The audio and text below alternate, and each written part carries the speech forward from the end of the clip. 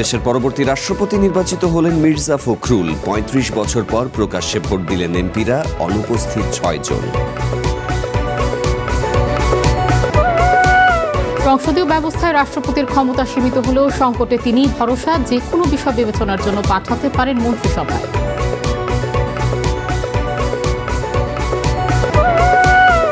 একাত্তরের ভূমিকার জন্য জামায়াত নিষিদ্ধের দাবি নূরের। শিবির লেজুর বৃত্তির রাজনীতি অস্বীকার করলেও মানতে নারাজ অন্যান্য ছাত্র সংগঠন।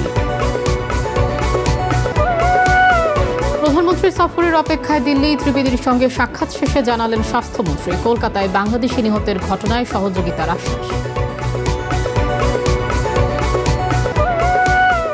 এবং জ্বালানি সংকট মোকাবিলায় রাজধানীতে নামছে বৈদ্যুতিক বাস।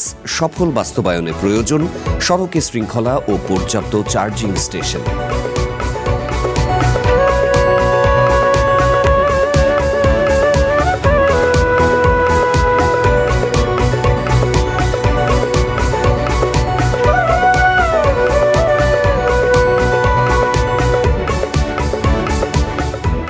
রাতের বুলেটিনে স্বাগত, সাথে আছি সাফাত বিন ফরিদ এবং আমি কাছে আয়শা। শুনছিলেন শিরোনাম, এবার বিস্তারিত। শুরুতে রাষ্ট্রপতি নির্বাচনের খবর।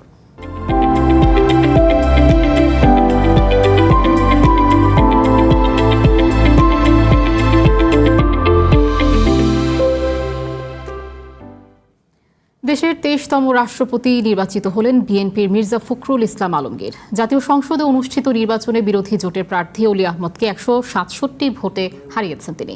নির্বাচনে ভোট দিয়েছেন ৩৪৩ জন সংসদ সদস্য। এর মধ্যে মির্জা ফখরুল পেয়েছেন ২৫৫ ভোট আর অলি আহমদ পেয়েছেন ৮৮ ভোট। এর আগে উন্মুক্ত ব্যালটে ৩ ঘণ্টার ভোটাভুটি অনুষ্ঠিত হয়। সংবিধান ও আইন অনুযায়ী ভোটের ফলাফল নির্ধারিত থাকলেও অন্তর্ভুক্তিমূলক রাজনীতির জন্য এই নির্বাচন গুরুত্বপূর্ণ বলে মনে করেন জাতীয় সংসদের চিফ হুইপ নুরুল ইসলাম মনি। এক অন্যরকম নির্বাচন। ভোট কেন্দ্রের বাইরে পোস্টার নেই, ভোট চেয়ে প্রতিদ্বন্দ্বী প্রার্থীর কর্মী সমর্থকদের স্লোগান কিংবা উত্তেজনা নেই। ফলাফল নিয়েও এতটুকু দুশ্চিন্তা শঙ্কা নেই, সবই কেবল নিয়ম রক্ষা। সম্মানিত ভোটার, মাননীয় সংসদ সদস্যবৃন্দ, ভিন্ন আবহের নিরুত্তাপ সেই ভোটের সাক্ষী হলো জাতীয় সংসদ ভবন। ১৯৯১ সালের পর আরও একবার সংসদ সদস্যদের ভোটে রাষ্ট্রপতি নির্বাচন। দুপুর ২টায় সংসদের অধিবেশন কক্ষে শুরু হয় নির্বাচন। বিএনপির প্রার্থী মির্জা ফখরুল ইসলাম আলমগীর, বিরোধী জোটের অলি আহমদ। শুরুতেই ভোট দেন ভারপ্রাপ্ত রাষ্ট্রপতি হাফিজউদ্দিন আহমদ, তারপর প্রধানমন্ত্রী ও জাতীয় সংসদের ভারপ্রাপ্ত স্পিকার, একে একে অন্য সংসদ সদস্যরা। উন্মুক্ত ব্যালটে অনুষ্ঠিত হয় এই ভোট। সংবিধানের ৭০ অনুচ্ছেদের বাধ্যবাধকতায় নিজ দলের প্রার্থীর বাইরে অন্য কাউকে ভোট দেওয়ার সুযোগ ছিল না। রাষ্ট্রপতি পদে মির্জা ফখরুলের জয় অবধারিতই ছিল। ভোট গণনা শেষে বিকেলে অধিবেশন কক্ষেই ফলাফল ঘোষণা করেন প্রধান নির্বাচন কমিশনার এএমএম নাসির উদ্দিন। ঘোষিত ফলাফল অনুযায়ী ৩৪৯ ভোটের মধ্যে মির্জা ফখরুল ইসলাম আলমগীর পেয়েছেন ২৫৫ ভোট, জামায়াত নেতৃত্বাধীন ১১ দলীয় ঐক্যের অলি আহমদ ৮৮ ভোট। সর্বোচ্চ সংখ্যক ভোটপ্রাপ্ত হওয়ায় রাষ্ট্রপতি পদে যথাযথভাবে নির্বাচিত হয়েছে।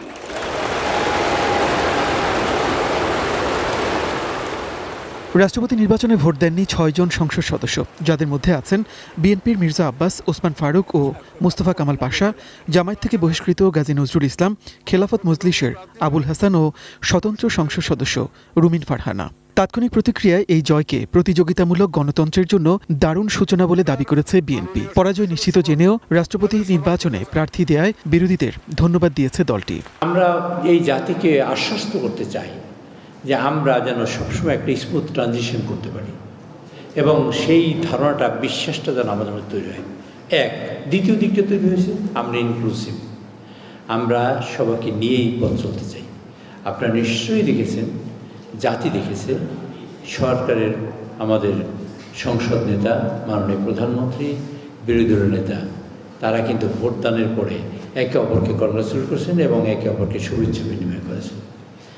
এই যে শুভেচ্ছা বিনিময়টা, এটা হলো বিরাট মনের বহিঃপ্রকাশ এবং এটা যে আমরা ইনক্লুসিভ তার প্রমাণ কিন্তু এই একটা। অবশ্য সংবিধানের ৭০ অনুচ্ছেদ সংস্কার না করে উন্মুক্ত ব্যালটে ভোট নেয়ার তীব্র সমালোচনা করেছে বিরোধী দল। সবকিছুকে প্রতিদ্বন্দ্বিতামূলক করার মানসিকতা থেকেই পরাজয় নিশ্চিত জেনেও রাষ্ট্রপতি নির্বাচনে প্রার্থী দেওয়ার কথা জানায় বিরোধী জোট। আমরা এটা জানতাম যে আমাদের বিজয় সম্ভাবনা একেবারেই ক্ষীণ, যেহেতু পার্লামেন্ট মেম্বারদের রেশিও ভিন্ন রকম আছে। তারপরে আমরা করছি এই জন্য যে যেটা আমি বলেছি, গণতন্ত্রের চর্চাটা এখানে যাতে ভালো হয়। তো এটা একটা কারণ। 2 নম্বর কারণ হচ্ছে আমাদের হিউজ নাম্বার অফ বিরোধী দলের সদস্য আছে, ইট ইজ অ্যারাউন্ড 90। সুতরাং সেখানে একটি নির্বাচনে অংশগ্রহণ করার মতো একটা সুযোগ যেহেতু আছে এবং এটা পটেনশিয়াল একটা অপরচুনিটি ছিল, সেই জন্য আমরা নির্বাচনে অংশগ্রহণ করেছি। শুক্রবার সন্ধ্যায় শপথ নেবেন দেশের 23তম রাষ্ট্রপতি মির্জা ফখরুল ইসলাম আলমগীর। বঙ্গভবনে নতুন রাষ্ট্রপতিকে শপথ পড়াবেন জাতীয় সংসদের ভারপ্রাপ্ত স্পিকার। চেনা রাজপথ থেকে মির্জা ফখরুলের গন্তব্য এবার বঙ্গভবন। মনির মিল্লাত, ওয়ান নিউজ, ঢাকা। সংসদীয় ব্যবস্থায় রাষ্ট্রপতির খুব বেশি ক্ষমতা না থাকলেও সংকটকালে তিনিই ভরসা।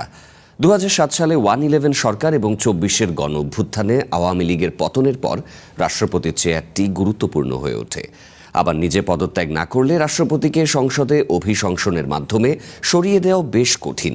তাছাড়া সংবিধান বলছে, দায়িত্ব থাকাকালে রাষ্ট্রপতির বিরুদ্ধে কোনো আইনি ব্যবস্থা নেওয়া যাবে না। রাষ্ট্রের সর্বোচ্চ সাংবিধানিক পদ রাষ্ট্রপতি। সংসদীয় ব্যবস্থায় তার ক্ষমতা সীমিত হলেও সংবিধান অনুযায়ী তার অবস্থান রাষ্ট্রের সকল নাগরিকের ঊর্ধ্বে। মূলত তার নামেই রাষ্ট্রের আনুষ্ঠানিক কার্যক্রম পরিচালিত হয়।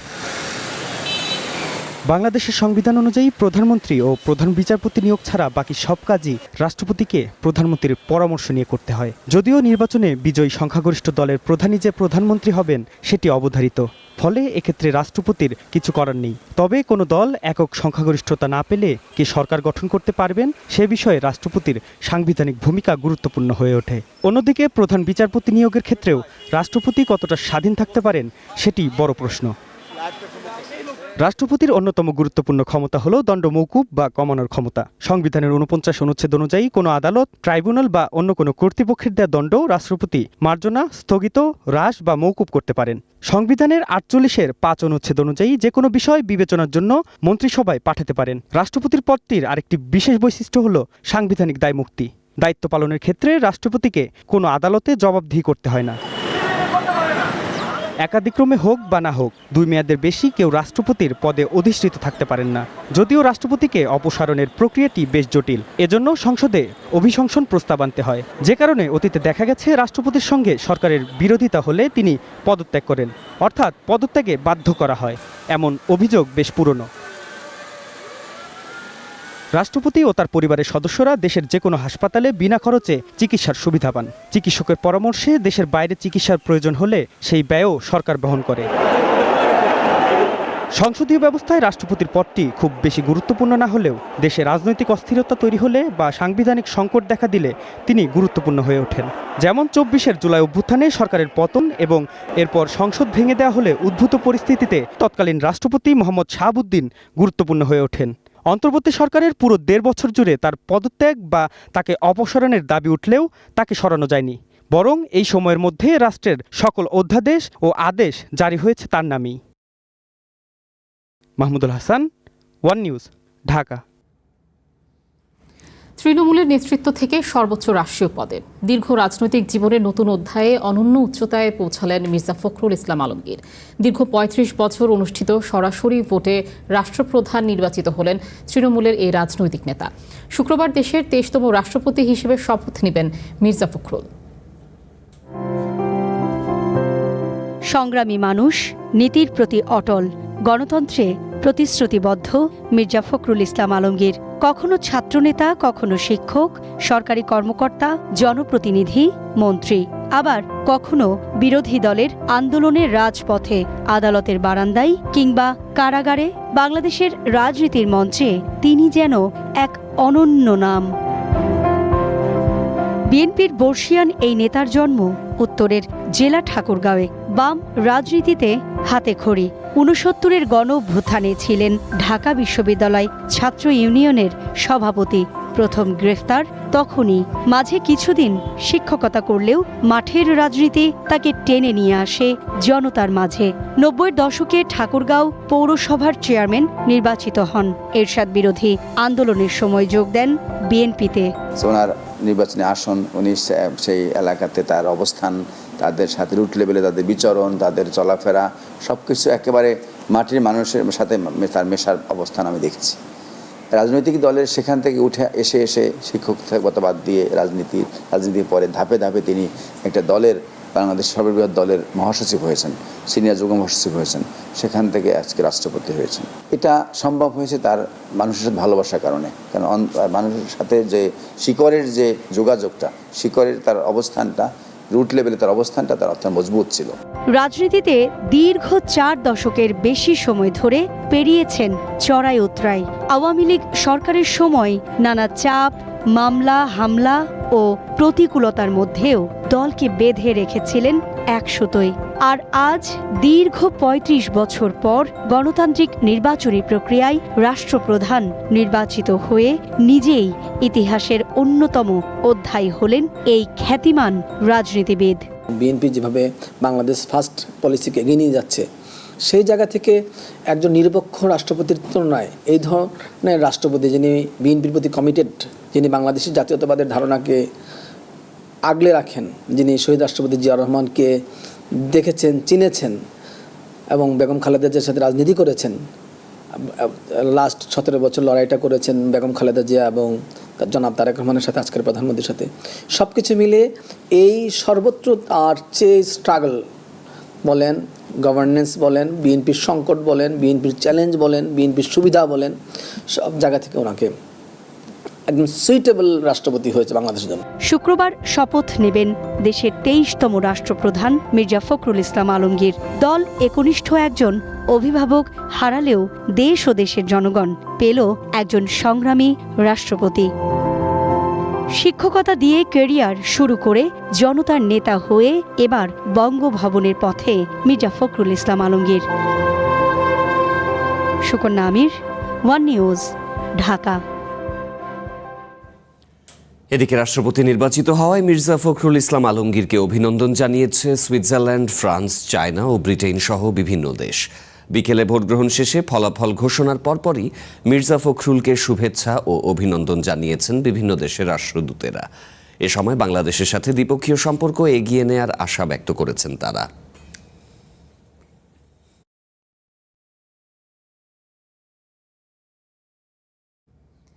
মির্জা ফখরুল ইসলাম আলমগীর রাষ্ট্রপতি নির্বাচিত হওয়ায় ঠাকুরগাঁয়ে বইছে আনন্দের জোয়ার। ফল ঘোষণার পরপরই শহরের বিভিন্ন এলাকায় মিষ্টি বিতরণ করেন সমর্থক ও স্থানীয়রা।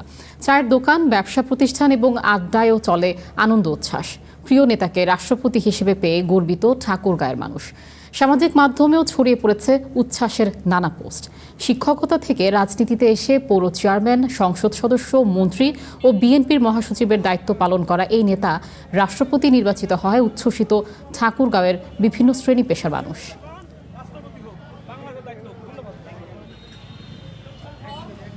আমরা ঠাকুরগাঁওয়ের মানুষ রাষ্ট্রপতি হিসাবে জনাব মির্জা ফখরুল ইসলাম আলমগীরকে পাচ্ছি। আমরা ঠাকুরগাঁওয়ের মানুষ গর্বিত। তার নিজের যোগ্যতা এবং গ্রহণযোগ্যতা এমনভাবে তৈরি করে একদম সারা বাংলাদেশকে রিপ্রেজেন্টেটিভ করে সে আজকে মহাসচিব থেকে আজকে রাষ্ট্রপতি হচ্ছেন। আমরা ঠাকুরগাঁওবাসী অনেক আনন্দিত। এই আলমগীর সাথে আমাদের এই ঠাকুরের প্রথম প্রেসিডেন্ট। 100 বছরই আমরা এই প্রেসিডেন্ট পদ পাবো না, এটাই প্রথম, এটাই শেষ। স্থানীয় সরকার মন্ত্রী হওয়ার পর মহাসচিব থেকে উনি মহামান্য রাষ্ট্রপতি হলেন। আমরা অত্যন্ত আনন্দিত, অত্যন্ত গর্বিত এবং আমরা আনন্দে অভিভূত। বিএনপি স্থায়ী কমিটির সদস্য রুহুল কবির রিজভীকে দলের ভারপ্রাপ্ত মহাসচিব করা হয়েছে। বিএনপির কেন্দ্রীয় কার্যালয়ের সংবাদ বিজ্ঞপ্তিতে এই তথ্য জানানো হয়। এতে বলা হয়েছে, দলের গঠনতন্ত্র অনুযায়ী বিএনপির জাতীয় স্থায়ী কমিটির সদস্য রুহুল কবির রিজভীকে বাংলাদেশ জাতীয়তাবাদী দলের ভারপ্রাপ্ত মহাসচিব মনোনীত করা হয়েছে। এই মনোনয়ন অবিলম্বে কার্যকর হবে। সম্প্রতি রাষ্ট্রপতি প্রার্থী হতে বিএনপির মহাসচিব পদ থেকে পদত্যাগ করেছেন মির্জা ফখরুল ইসলাম আলমগীর। এরপর থেকে দলটির মহাসচিব পদটি শূন্য ছিল।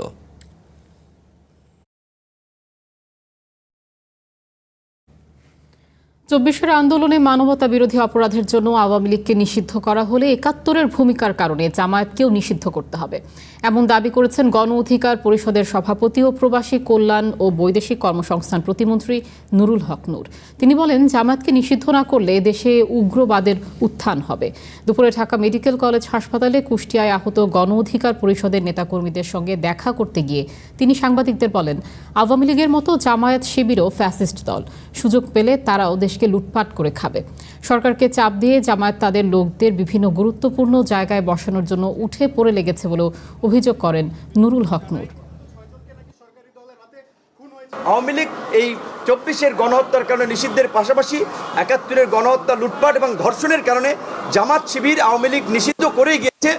নিষিদ্ধ অন্তর্বর্তীকালীন সরকার তুলেছে, কিন্তু এখন যেহেতু নির্বাচিত সরকার, এই জামাত শিবিরের মতো উগ্রবাদী সংগঠনকে নিষিদ্ধ করতে হবে, কারণ না হলে এই দেশে উগ্রবাদ মাথাচাড়া দেবে এবং বৈশ্বিকভাবে বাংলাদেশ একটা ভাবমূর্তি সংকটে পড়বে। ছাত্র শিবির জামায়াতের লেজুর বৃত্তি করে না, সংগঠনটির পক্ষ থেকে বরাবরই এমন দাবি করা হয়, যদিও তাদের এই দাবি মানতে নারাজ অন্য ছাত্র সংগঠনগুলো।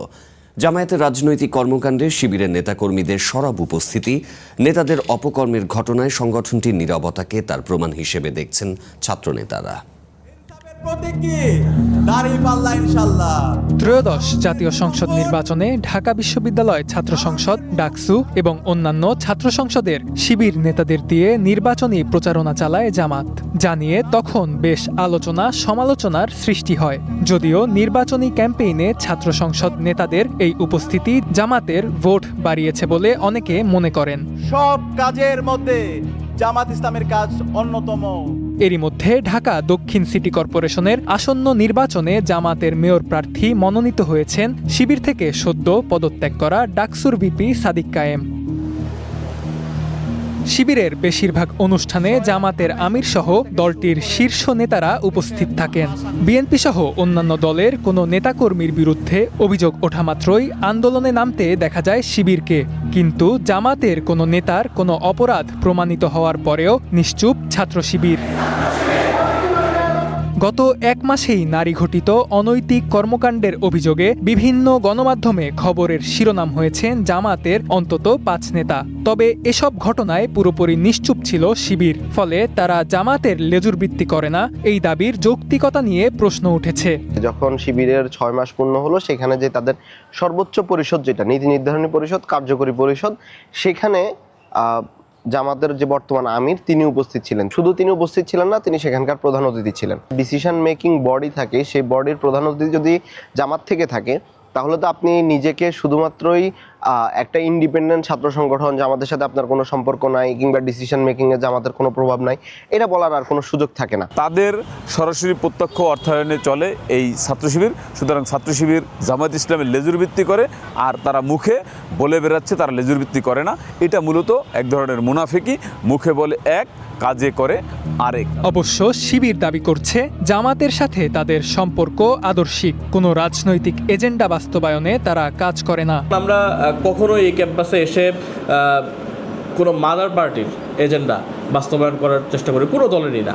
আমরা বড় শিক্ষার্থীদের জন্য কাজ করেছি। আমি মনে করি যে ছাত্র শিবিরের স্ট্রাকচার কোনো মাদার পার্টি বা কোনো ধরনের পার্টিকে আলাদা করে কোনো সুযোগ সুবিধা দেয় না, এবং সিদ্ধান্ত গ্রহণের যে স্বাতন্ত্র্য, সেই স্বাতন্ত্র্য ছাত্র শিবিরের আছে বলেই ছাত্র শিবির নিজেকে স্বতন্ত্র দাবি করতে পারে এবং লেজুরবৃত্তিহীন দাবি করতে পারে। আদর্শিক ঐক্য নাকি প্রত্যক্ষ রাজনৈতিক লেজুরবৃত্তি, শিবির ও জামাতের এই সম্পর্ক নিয়ে বিতর্ক দীর্ঘদিনের। তবে সমালোচকদের মতে লেজুরবৃত্তি অস্বীকার করলেও রাজনীতির মাঠে জামাতের এজেন্ডা আর শিবিরের তৎপরতার মধ্যে কার্যত কোনো পার্থক্য নেই। Rifat রিসান, one news, Dhaka. ভারত প্রধানমন্ত্রী তারেক রহমানের সফরের অপেক্ষায় রয়েছে বলে জানিয়েছেন স্বাস্থ্যমন্ত্রী সরদার মোহাম্মদ সাখাওয়াত হোসেন। সচিবালয়ে ভারতীয় হাইকমিশনারের সাথে বৈঠক শেষে সাংবাদিকদের তিনি কথা জানান। কলকাতায় আবাসিক হোটেলে অগ্নিকাণ্ডে 7 বাংলাদেশি নিহতের ঘটনায় দুঃখ প্রকাশ করে দীনেশ ত্রিবেদী বলেন, এ বিষয়ে যা যা করা দরকার সবই করা হবে। বৃহস্পতিবার সচিবালয়ে স্বাস্থ্যমন্ত্রীর সঙ্গে সৌজন্য সাক্ষাৎ করতে যান ঢাকায় নিযুক্ত ভারতীয় হাইকমিশনার দীনেশ ত্রিবেদী। বৈঠক শেষে সাংবাদিকদের মুখোমুখি হন ভারতীয় হাইকমিশনার। এ সময় কলকাতায় অগ্নিকাণ্ডে বাংলাদেশি নাগরিক নিহতের ঘটনায় দুঃখ প্রকাশ করেন তিনি। খুব দুঃখের কথা, আর ওখানে যা যা করা আছে আমরা নিশ্চয়ই করব, কিন্তু খুবই দুঃখের কথা। পরে সাংবাদিকদের প্রশ্নের জবাবে স্বাস্থ্যমন্ত্রী বলেন, বৈঠকে কলকাতার অগ্নিকাণ্ড কিংবা প্রধানমন্ত্রী তারেক রহমানের ভারত সফর নিয়ে কোনো আলোচনা হয়নি। তবে প্রধানমন্ত্রীকে আমন্ত্রণের বিষয়টি জানিয়েছেন ভারতীয় হাই কমিশনার। কোনো আলোচনা হয় না, আমি কোনো আলোচনা এটা উঠাই নেই সঙ্গত কারণে, আমার তো এটার করার দরকার পড়ে না। এবং ওনারা আমাদের প্রাইম মিনিস্টারকে দাওয়াত দিয়েছেন, এটাই শুধু বলেছেন, ওটাই বলেছেন যে আমরা ওনাকে দাওয়াত দিই, we are expecting his arrival there, এটুকুই বলেছেন। দুই দেশের পারস্পরিক সম্পর্ক এবং সহযোগিতার জন্য এটি শুধুই সৌজন্য সাক্ষাৎ বলেও জানান স্বাস্থ্যমন্ত্রী। বাংলাদেশে এসে তার ভালো লাগতেছে, অ্যাজ ইফ এটাই তার দেশ, এই কথাগুলি বলেছে। It is completely courtesy call, nothing beyond it. Shahriar Badhan, One news, Dhaka. আগামী 3 মাসের মধ্যে রাজধানীর সড়কে নামতে যাচ্ছে 200টি বৈদ্যুতিক বাস। জ্বালানি সংকট মোকাবিলা, পরিবেশ দূষণ রোধ সহ ঢাকার গণপরিবহন ব্যবস্থাকে আধুনিক করতে সরকারের এমন উদ্যোগ। খাত সংশ্লিষ্টরা বলছেন, এর সফল বাস্তবায়নে প্রয়োজন সড়কে শৃঙ্খলা, পর্যাপ্ত চার্জিং স্টেশন এবং দীর্ঘমেয়াদী পরিকল্পনা। ব্যস্ত শহরে নাগরিকের নিত্যদিনের ছুটে চলা, অফিস, বিশ্ববিদ্যালয় কিংবা জীবিকার তাগিদ, লাখ লাখ মানুষের অবলম্বন গণপরিবহন। যদিও প্রতিদিনের এই যাত্রা মোটেও সুখকর নয়। যানজট, কালো ধোয়া, ভিড় আর অনিরাপদ যাত্রা নাগরিক জীবনকে অসহনীয় করে তুলছে। সদরঘাট যাইতে হেঁটে গেলে 16 মিনিট সময় লাগে, আর বাসে গেলে 1 ঘন্টা লাগে। এখন প্রেগনেন্ট অবস্থায় দেখা যাচ্ছে কি আমার আসার সময় যাওয়ার সময় ঠিকমতো যেতে পারছি না, দাঁড়িয়ে যেতে হচ্ছে। এই চেনা গল্পের মাঝেই এবার নতুন স্বপ্ন দেখছে রাজধানীর মানুষ। ফিটনেসবিহীন গাড়ি আর অনিরাপদ যাত্রাকে বিদায় জানাতে আসছে 200টি বৈদ্যুতিক গাড়ি। সবকিছু ঠিক থাকলে আগামী 3 মাসের মধ্যে দেখা যাবে ঢাকার রাস্তায়। এসব বাসের মধ্যে 100টি শুধুমাত্র নারীদের জন্য।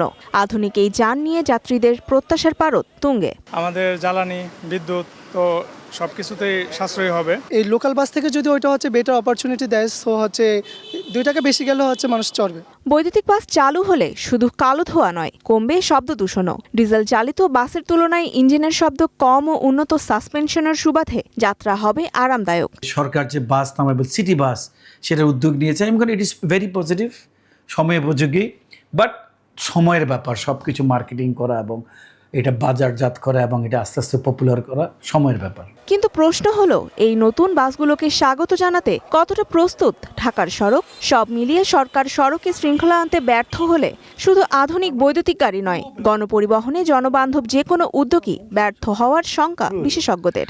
হঠাৎ করে শুধুমাত্র কিছু বাস এনে বাসের জন্য আলাদা লেন না করে, বাসের স্টপেজগুলো ঠিক না করে, পদচারী বান্ধব, অর্থাৎ বাস থেকে নেমে তো আমার কর্মস্থল পর্যন্ত পৌঁছতে হবে, বাস থেকে তো সরাসরি ঘরে পৌঁছানো যায় না। তার মানে এই যে মাল্টি মোডালিটি, একটার সাথে আরেকটা সম্পর্কযুক্ত তার যে পরিবহন ব্যবস্থা, সেই পুরো ব্যবস্থাপনার অংশই হলো এই আমদানি। পরিবহন ও ইভি খাতের উদ্যোক্তারা বলছেন, শুধু বাস নামালেই হবে না, এর সঙ্গে নিশ্চিত করতে হবে প্রয়োজনীয় অবকাঠামো ও দীর্ঘমেয়াদী পরিকল্পনা। আগামী 5 বছরে কতগুলো বাস আমি নামাবো, কি রুটে নামাবো, কত টাকা কে চার্জ করতে পারবে, এবং ওই ব্যবসায়ীর চেয়ারে বসে পলিসি করতে হবে। এইটাকে একটা complete A to Z plan করতে হবে, আর প্রাইভেট সেক্টর ছাড়া ইম্পসিবল। এইটা বোঝানোর অর্থটা হলো আপনাকে দীর্ঘমেয়াদী প্ল্যান করতে হবে। ধোঁয়াহীন ও পরিবেশ বান্ধব বাসের স্বপ্ন দেখছে ঢাকা। এখন সেই স্বপ্নকে বাস্তবে রূপ দিতে প্রয়োজন পরিকল্পিত রুট, পর্যাপ্ত চার্জিং অবকাঠামো, পুরনো পরিবহন ব্যবস্থার সংস্কার এবং সরকারি বেসরকারি সমন্বয়। প্রতিদিন ঢাকার রাস্তায় লাখো মানুষের যাতায়াত, যেখানে যানজট, গাড়ির কালো ধোঁয়া আর শব্দ দূষণ তাদের নিত্যদিনকার সঙ্গী। তবে এই চিত্র বদলাতে পারে ইলেকট্রিক বাসের হাত ধরেই। ইলেকট্রিক বাসের উদ্যোগ সফল হলে সাধারণ মানুষের যাতায়াত হতে পারে আরামদায়ক, স্বস্তিমূলক আর অনেকটাই নিরাপদ। তনিমা ইসলাম, ওয়ান বিজনেস, ঢাকা। রাতের বুলেটিনের সময় হলো একটা বিরতির। প্রধানমন্ত্রীর সাক্ষাৎ চান আওয়ামী লীগের আমলে বিভিন্ন কারণে চাকরিচ্যুত পুলিশ সদস্যরা। চাকরি ফেরতের দাবি জানাচ্ছেন তারা। জাতীয় প্রেস ক্লাবের সামনে টানা অবস্থান কর্মসূচি থেকে তারা এই দাবি জানান। তাদের অভিযোগ, আওয়ামী লীগ সরকার রাজনৈতিক সহ নানা কারণে 1,500-এর বেশি পুলিশ সদস্যকে চাকরিচ্যুত করেছে। তারা এখন পরিবার পরিজন নিয়ে মানবেতর জীবনযাপন করছেন। অন্তর্বর্তী সরকার চাকরি ফেরতের আশ্বাস দিলেও তা পূরণ করেনি। তাই বর্তমান নির্বাচিত সরকারের কাছে তারা চাকরি ফেরতের আবেদন জানিয়েছেন। বলেছেন, প্রধানমন্ত্রীর সাক্ষাৎ এবং চাকরি ফেরত না পাওয়া পর্যন্ত তারা সড়কে অবস্থান করবেন।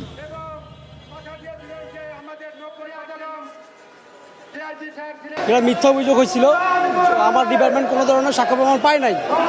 তারপরে কোনো একটা অদৃশ্য শক্তির কারণে আমাকে সেই দায়ভারে অভিযুক্ত করে দায়িত্ব অবহেলার জন্য আমাকে বাধ্যতামূলক অবসর দেওয়া হয়েছে। আমাদের মানবিক প্রধানমন্ত্রী কথা দিয়েছিলেন 23 সালে, সেই কথাটা রাখুক। স্বরাষ্ট্র মন্ত্রণালয় যে আদেশ দিয়েছেন সেই আদেশটা বাস্তবায়ন করুক। ফ্যাসিস্ট আওয়ামী লীগ সরকারের আমলে অন্যায় ও অযৌক্তিকভাবে চাকরিচ্যুত করা হয়েছে, তাদের সকলকে মানবিক বিবেচনায় চাকরিতে পুনর্বহালের আদেশ দিয়েছে। কিন্তু এখন পর্যন্ত পুলিশ হেডকোয়ার্টার আমাদেরকে সেই মিথ্যা আশ্বাসে ফেলে রাখছে, আমাদের আদেশকে কার্যকর করেনি, বাস্তবায়ন করেনি। ধানমন্ডি 32 নম্বরের বাড়ি ভাঙচুর, লুটপাট ও অগ্নিসংযোগের অভিযোগে বিগত অন্তর্বর্তী সরকারের প্রধান উপদেষ্টা ডক্টর মুহাম্মদ ইউনুস, উপদেষ্টা আসিফ নজরুল সহ 27 জনের বিরুদ্ধে করা মামলার আবেদন খারিজ করে দিয়েছে আদালত। সকালে বাদী তামান্না চৌধুরী প্রিয়াঙ্কার জবানবন্দি রেকর্ড করেন ঢাকার মেট্রোপলিটন ম্যাজিস্ট্রেট। মামলায় 27 জনের নাম উল্লেখ করে অজ্ঞাতনামা আরও 3 থেকে 5,000 জনকে আসামি করা হয়। অভিযোগে বলা হয়, গত বছরের 5ই ফেব্রুয়ারি পরিকল্পিতভাবে ধানমন্ডি 32 নম্বরের বাড়িতে ঢুকে ভাঙচুর, লুটপাট ও অগ্নিসংযোগ করা হয়। বুলডোজার ব্যবহার করে ভবনটি গুঁড়িয়ে দেওয়ার পাশাপাশি মুক্তিযুদ্ধের মূল্যবান দলিল, স্মৃতিচিহ্ন ও বিভিন্ন সম্পদ ধ্বংস করা হয়। তবে বাদীর জবানবন্দি রেকর্ডের পর মামলাটি আমলে না নিয়ে খারিজ করে দিয়েছেন বিচারক।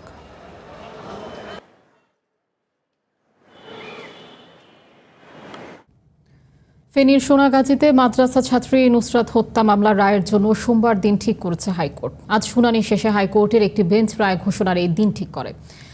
আসামিদের ডেথ রেফারেন্স বা মৃত্যুদণ্ড অনুমোদন, আপিল ও জেলা আপিলের ওপর শুনানি শেষ হয়েছে। অগ্রাধিকার ভিত্তিতে গঠিত বেঞ্চে চাঞ্চল্যকরে হত্যা মামলার শুনানি শুরু হয় গত 28 জুলাই। 2019 সালের 27 মার্চ সোনাগাজী ইসলামিয়া ফাজিল মাদ্রাসার তখনকার অধ্যক্ষ সিরাজউদ্দৌলা নিজ কক্ষে ডেকে নিয়ে নুসরাতের শ্লীলতাহানি করেন। এ ঘটনায় গ্রেপ্তার হন সিরাজউদ্দৌলা। মামলা তুলে না নেওয়ায় 6 এপ্রিল মাদ্রাসার ছাদে ডেকে নিয়ে নুসরাতের হাত পা বেঁধে গায়ে কেরোসিন ঢেলে আগুন ধরিয়ে দেওয়া হয়। ঢাকা মেডিকেলে চিকিৎসাধীন অবস্থায় ওই বছরের 10 এপ্রিল মারা যান নুসরাত।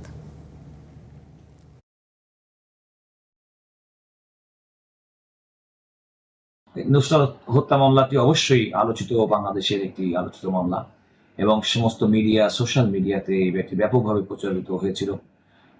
তখন অনেক মানুষের মধ্যে নানা রকম মন্তব্য, প্রতিমন্তব্য, কিন্তু আদালত যখন কোনো কারণে বিচার করবেন তখন নির্ভরভাবে এমন বিচার করবেন যেন কোনো ব্যক্তি যেন ন্যায় বিচার থেকে বঞ্চিত না। এবং আমি মনে করি যে রাষ্ট্রের পক্ষ থেকে প্রকৃত যারা দোষী, সে সমস্ত দোষীর সর্বোচ্চ শাস্তি বহাল থাকবে।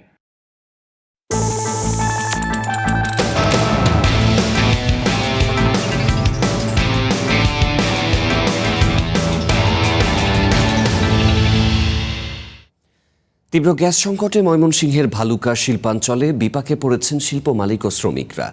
গ্যাসের চাপ না থাকায় 20টি কারখানা শ্রমিকদের ধাপে ধাপে দেয়া হয়েছে ছুটি। এতে ব্যাহত হচ্ছে উৎপাদন। বৃহস্পতিবার সকালে শ্রমিকরা কাজে যোগ দিলেও গ্যাসের চাপ না থাকায় দুপুরের খাবারের সময় পর্যন্ত তাদের ছুটি দেয়া হয়। শিল্প পুলিশের তথ্য অনুযায়ী ভালুকা পৌর এলাকা ও গ্যাস অফিসের আশপাশের কারখানায় চাপ কিছুটা থাকলেও দূরবর্তী কারখানাগুলোতে গ্যাসের চাপ একেবারেই নেই। ফলে কোনো কোনো কারখানায় অর্ধেকেরও বেশি মেশিন বন্ধ রাখতে হচ্ছে। শিল্পাঞ্চলের প্রধান কারখানাগুলোতে সামগ্রিক উৎপাদন নেমে এসেছে প্রায় 50%। গ্যাস সংকট দ্রুত সমাধান না হলে পরিস্থিতি আরও ভয়াবহ হওয়ার আশঙ্কা করছেন সংশ্লিষ্টরা।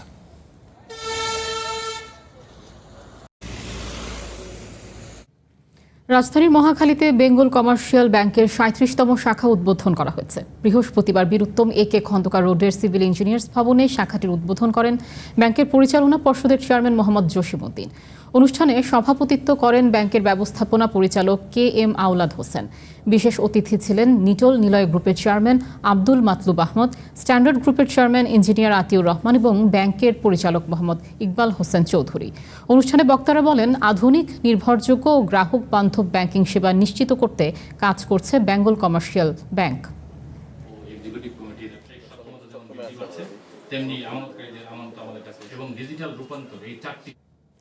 রাতের বুলেটিনে আবারও নিচ্ছে বিরতি। দেখছেন রাতের বুলেটিন। যাচ্ছি পরবর্তী খবর। দেশে হাম ও ডেঙ্গির মতো কয়েকটি রোগ একসঙ্গে দেখা দিলেও পরিস্থিতি নিয়ে সরকার উদ্বিগ্ন নয় বলে জানিয়েছেন স্বাস্থ্যমন্ত্রী সরদার মোহাম্মদ সাখাওয়াত হোসেন।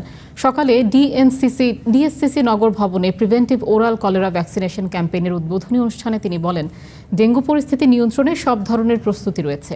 পাশাপাশি মাঠ পর্যায়ে নেওয়া জোরালো পদক্ষেপের কারণে আগামী 2 থেকে 3 মাসের মধ্যে হাম পরিস্থিতি নিয়ন্ত্রণে আসবে বলেও আশাবাদী মন্ত্রী। একই অনুষ্ঠানে ঢাকা দক্ষিণ সিটি কর্পোরেশনের প্রশাসক জানান, কামরাঙ্গীরচর ও গেন্ডারিয়া সহ বেশ কয়েকটি ঝুঁকিপূর্ণ এলাকা প্রিভেন্টিভ ওরাল কলেরা ভ্যাকসিনেশনের আওতায় আনা হবে।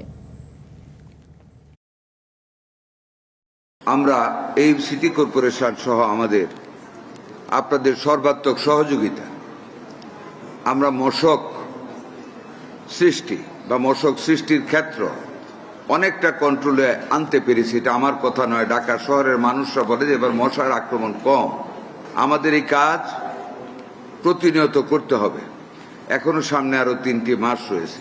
আজকে যে সমস্ত কলেরা বা যে প্রোগ্রামে আমরা নেই না কেন, আজকে জনগণকে সচেতন হতে হবে। সবাই মিলে যদি চাই, এই ঢাকা শহরকে আমরা বদলে দিতে পারবো।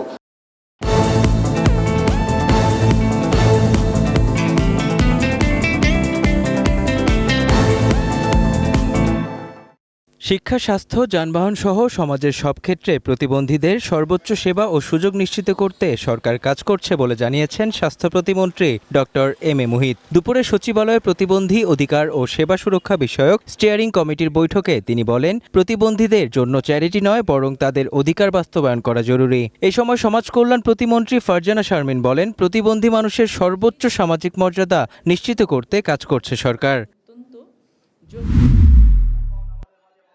2 দফা দাবিতে মানববন্ধন করেছে ম্যাথস শিক্ষার্থীরা। দুপুরে জাতীয় প্রেস ক্লাবের সামনে সাধারণ ম্যাথস শিক্ষার্থী ঐক্য পরিষদের ব্যানারে এই মানববন্ধন করা হয়। স্থগিত 9টি সরকারি ম্যাথসে পুনরায় ভর্তি কার্যক্রম চালুর পাশাপাশি জনগণের দোরগোড়ায় স্বাস্থ্যসেবা পৌঁছে দিতে কমিউনিটি ক্লিনিকে প্রয়োজনীয় নতুন পদ সৃষ্টির দাবি জানান তারা।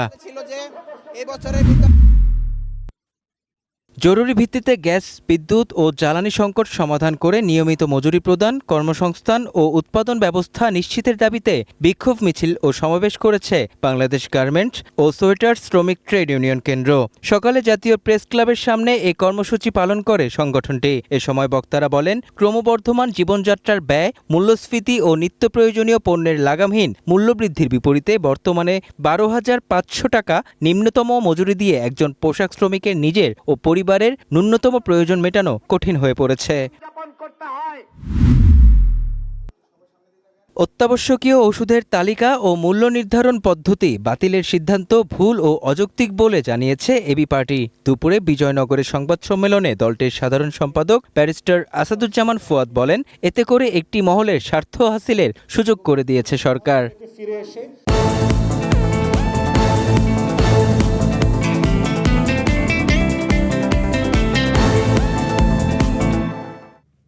রাতের বুলেটিনে নিচ্ছি আরও একটা বিরতি।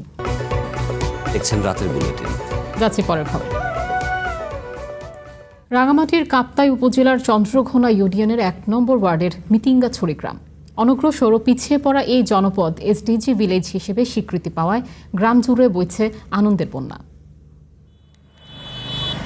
বাংলাদেশের টেকসই উন্নয়নে অর্থনৈতিক কৌশল পুনর্নির্ধারণ শীর্ষক প্রকল্পের আওতায় বর্তমান সরকার গ্রহণ করেছে এসডিজি ভিলেজ উদ্যোগ।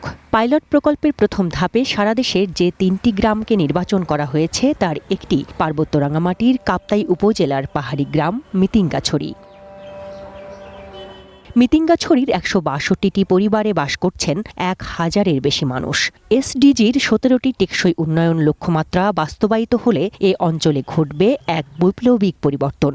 একই সাথে নারীর ক্ষমতায়ন, নবায়নযোগ্য জ্বালানির ব্যবহার, পরিবেশ সংরক্ষণ, কৃষির আধুনিকায়ন ও ডিজিটাল সেবার আওতায় আসবে পুরো গ্রাম। দেশের মাত্র 3টি নির্বাচিত গ্রামের তালিকায় নিজেদের নাম দেখে খুশিতে আত্মহারা বাসিন্দারা। যুগান্তকারী সিদ্ধান্তের জন্য প্রধানমন্ত্রীর প্রতি কৃতজ্ঞতা প্রকাশ করেছেন তারা।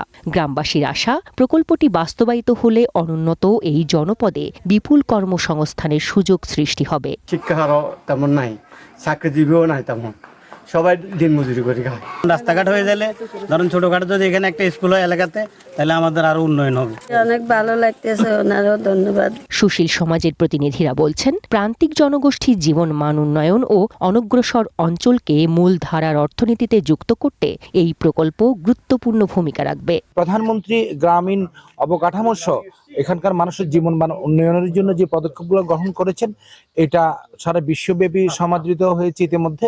এটা আন্তর্জাতিক পরিমণ্ডলে উপস্থাপিত হবে। এসডিজি ভিলেজের কর্মকর্তারা বলছেন, যথাযথ তদারকি ও পরিকল্পনা বাস্তবায়নের মাধ্যমে পিছিয়ে পড়া এই জনপদকে স্বাবলম্বী করে তোলা সম্ভব। এই মিটিংগাছড়িতে আমরা জরিপ পরিচালনা করব। জরিপ পরিচালনা করে এই এলাকার মানুষের কি চাহিদা সেটা নিরূপণ করে আমরা আমাদের এখানকার কার্যক্রম, এই মানুষগুলোকে নিয়ে আমরা অংশগ্রহণমূলক পরিকল্পনা করে আমাদের কার্যক্রম শুরু।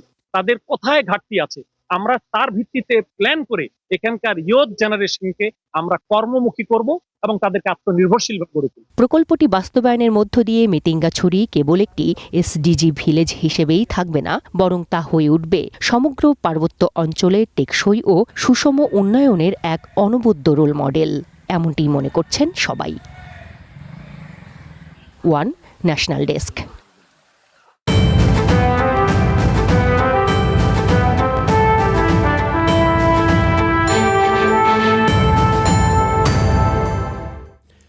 ইরানের বিরুদ্ধে এবার নজিরবিহীন অর্থনৈতিক যুদ্ধ ঘোষণার হুমকি দিলেন আমেরিকার প্রেসিডেন্ট ডোনাল্ড ট্রাম্প। সামাজিক মাধ্যমে এক বার্তায় তিনি জানিয়েছেন, যেসব দেশ বা প্রতিষ্ঠান ইরানকে সহায়তা করবে তাদেরও মারাত্মক অর্থনৈতিক ক্ষতির মুখে পড়তে হবে। অন্যদিকে পেন্টাগন জানিয়েছে, ইরান যুদ্ধ শুরুর পর থেকে এ পর্যন্ত আমেরিকার 750-রও বেশি সেনা আহত হয়েছে। নিজের সামাজিক মাধ্যম ট্রুথ সোশ্যালে দেয়া এক দীর্ঘ পোস্টে আমেরিকার প্রেসিডেন্ট ডোনাল্ড ট্রাম্প ইরানের বিরুদ্ধে কঠোর পদক্ষেপের ঘোষণা দিয়েছেন। ট্রাম্পের দাবি, চুক্তি করার সবচেয়ে বড় সুযোগটা ইরান হাতছাড়া করেছে। তাই এখন থেকে দেশটির ওপর নজিরবিহীন অর্থনৈতিক চাপ ও নিষেধাজ্ঞা আরোপ করা হবে। সতর্ক করে দিয়ে ট্রাম্প জানান, যেসব দেশ, ব্যাংক, ব্যবসা প্রতিষ্ঠান কিংবা বিমানবন্দর ইরানকে যে কোনো উপায়ে সাহায্য করবে তাদের বিরুদ্ধেও কঠিন পদক্ষেপ নেওয়া হবে। সেই সাথে তেলের কেনাবেচা ও আর্থিক লেনদেন অবিলম্বে বন্ধের আহ্বান জানান তিনি। ট্রাম্পের এই অর্থনৈতিক যুদ্ধের ঘোষণাকে চরম ব্যর্থতা হিসেবে আখ্যা দিয়েছে ইরান। এক্সে দেয়া এক পোস্টে দেশটির পররাষ্ট্রমন্ত্রী আব্বাস আরাকচি বলেন, ট্রাম্পের এই তথাকথিত হুমকি আসলে আমেরিকার নিজেদের অর্থনৈতিক সংকট ও আকাশচুম্বী ঋণ থেকে নজর ঘোরানোর কৌশল মাত্র। আমেরিকার এই অর্থনৈতিক সন্ত্রাসবাদ পুরো বিশ্ব অর্থনীতি ও সার্বভৌমত্বের জন্য হুমকি বলেও সতর্ক করেন তিনি। এদিকে সংঘাত শুরুর পর থেকে নিজেদের সামরিক ক্ষয়ক্ষতির নতুন হিসাব দিয়েছে পেন্টাগন। আমেরিকার প্রতিরক্ষা দপ্তরের তথ্য মতে অপারেশন এপিক ফিউরি ও সাম্প্রতিক অভিযানে এ পর্যন্ত 18 জন আমেরিকার সেনা নিহত হয়েছেন। আহত হয়েছেন অন্তত 757 জন। ওয়াশিংটন ও তেহরানের মধ্যকার কূটনৈতিক আলোচনা থমকে থাকায় সামরিক উত্তেজনা কমার কোনো লক্ষণ নেই। বিশেষজ্ঞরা বলছেন, যুদ্ধ দ্রুত শেষ করার পরিবর্তে তেহরানের ওপর দীর্ঘমেয়াদী অর্থনৈতিক চাপ বজায় রাখার কৌশল নিয়েছে হোয়াইট হাউস। এর অংশ হিসেবে ইরানের তেল নেটওয়ার্ক এবং আর্থিক চ্যানেলগুলোতে নতুন নিষেধাজ্ঞা আরোপের প্রস্তুতি চলছে। অন্যদিকে সামরিক যুদ্ধবিরতি শেষ হওয়ার পর তেহরান তাদের সামরিক অবস্থান আরও আক্রমণাত্মক করার ইঙ্গিত দিয়েছে। সুলাইমান সবুজ, ওয়ান ইন্টারন্যাশনাল ডেস্ক।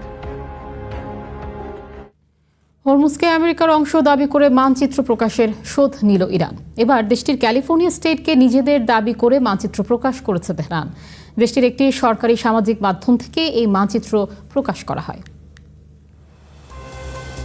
ক্যালিফোর্নিয়াকে ইরানের নতুন ভূখণ্ড হিসেবে দাবি করেছে ইরানের একটি সরকারি সামাজিক যোগাযোগ মাধ্যম অ্যাকাউন্ট। ইরান ইন হায়দ্রাবাদ নামের অ্যাকাউন্টে প্রকাশিত মানচিত্রে ক্যালিফোর্নিয়াকে নীল রঙে চিহ্নিত করে লেখা হয়, ইসলামিক রিপাবলিক অব ইরানের নতুন ভূখণ্ড।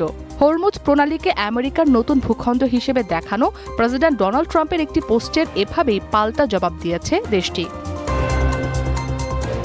গত মঙ্গলবার ট্রুথ সোশ্যালে হরমুজ প্রণালীর একটি মানচিত্র প্রকাশ করেন ট্রাম্প। সেখানে জলপথটি নীল বৃত্ত দিয়ে চিহ্নিত করে তার নিচে লেখা হয় আমেরিকার নতুন এলাকা।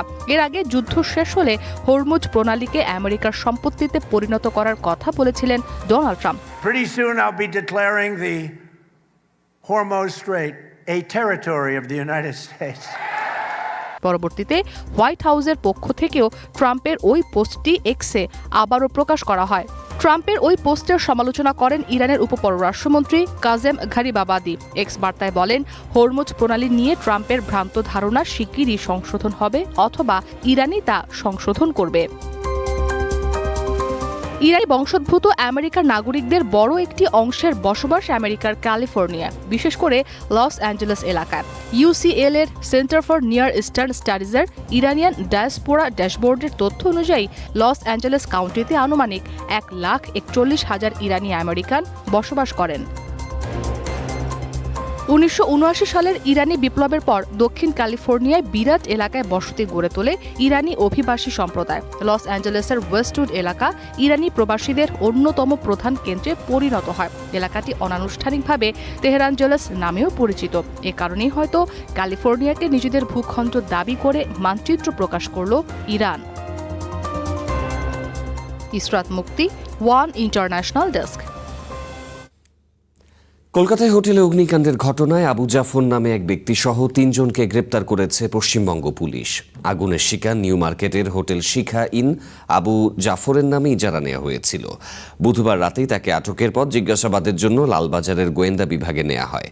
তবে হোটেলটির মালিক বীরেশ্বর মিত্রের এখনও কোনো সন্ধান পাওয়া যায়নি। মঙ্গলবার মধ্যরাতের পর ভবনটির থাকা শিখা ইন হোটেলে আগুন ধরে যায়। অগ্নিকাণ্ডে মারা যান 7 জন বাংলাদেশি সহ অন্তত 9 জন।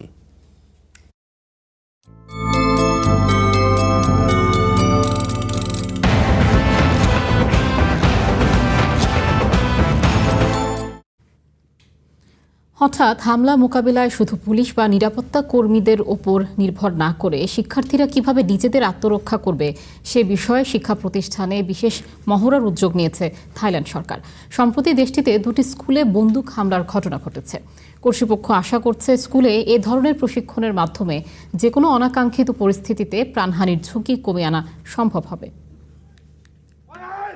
থাইল্যান্ডের রাজধানী ব্যাংককের একটি মাধ্যমিক স্কুলে বন্দুকধারীর আক্রমণের শঙ্কায় থমথমে পরিবেশ। তবে এটি কোনো বাস্তব আক্রমণ নয়, বরং সক্রিয় বন্দুকধারীর হামলা থেকে আত্মরক্ষার প্রশিক্ষণ। চলতি বছরের 7ই আগস্ট দেশটির নন্থাবুরি প্রদেশের দেবসিরিন নন্থাবুরি স্কুলে ভয়াবহ বন্দুক হামলার ঘটনা ঘটে। এতে হামলাকারী শিক্ষার্থী, শিক্ষক ও স্টাফ সহ স্কুলের 8 জন প্রাণ হারান এবং 23 জন মারাত্মকভাবে আহত হন। এছাড়া বিশ্বজুড়ে শিক্ষা প্রতিষ্ঠানে হামলার ঘটনা উদ্বেগজনক হারে বাড়ছে। এমন প্রেক্ষাপটে থাই শিক্ষামন্ত্রীর নতুন নির্দেশনা অনুযায়ী এখন থেকে প্রতিটি স্কুলকে নিজস্ব নিরাপত্তা পরিকল্পনা তৈরি ও নিয়মিত মহড়া করতে হবে। মহড়ায় শিক্ষার্থীদের মূলত রান, হাইড, ফাইট বা পালানো, আত্মগোপন ও প্রতিরোধ কৌশল শেখানো হবে।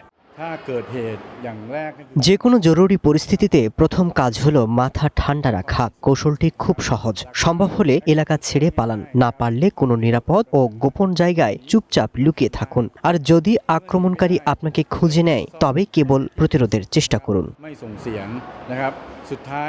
জরুরি মহড়ার পাশাপাশি স্কুলের প্রবেশপথে জোরদার করা হয়েছে নিরাপত্তা। মেটাল ডিটেক্টরের মাধ্যমে শিক্ষার্থীদের ব্যাগ পরীক্ষা এবং ধারালো বস্তু তল্লাশি করা হচ্ছে।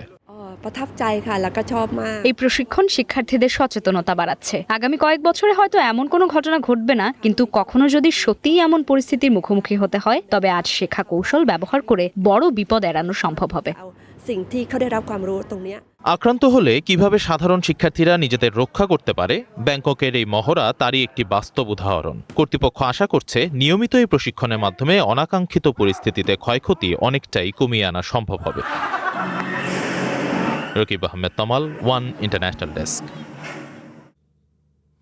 শেষ করব রাতের বুলেটিন। তার আগে শিরোনামগুলো মনে করিয়ে দিচ্ছি আরও একবার।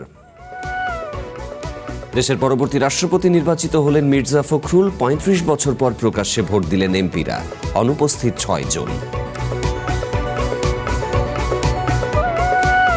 সংসদীয় ব্যবস্থায় রাষ্ট্রপতির ক্ষমতা সীমিত হলেও সংকটে তিনি ভরসা, যে কোনো বিষয় বিবেচনার জন্য পাঠাতে পারেন মন্ত্রিসভায়।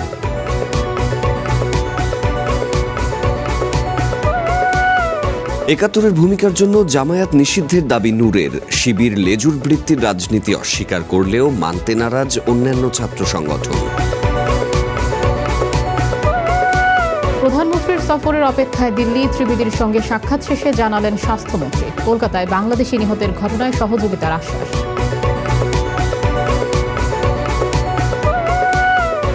এবং জ্বালানি সংকট মোকাবিলায় রাজধানীতে নামছে বৈদ্যুতিক বাস। সফল বাস্তবায়নে প্রয়োজন সড়কে শৃঙ্খলা ও পর্যাপ্ত চার্জিং স্টেশন।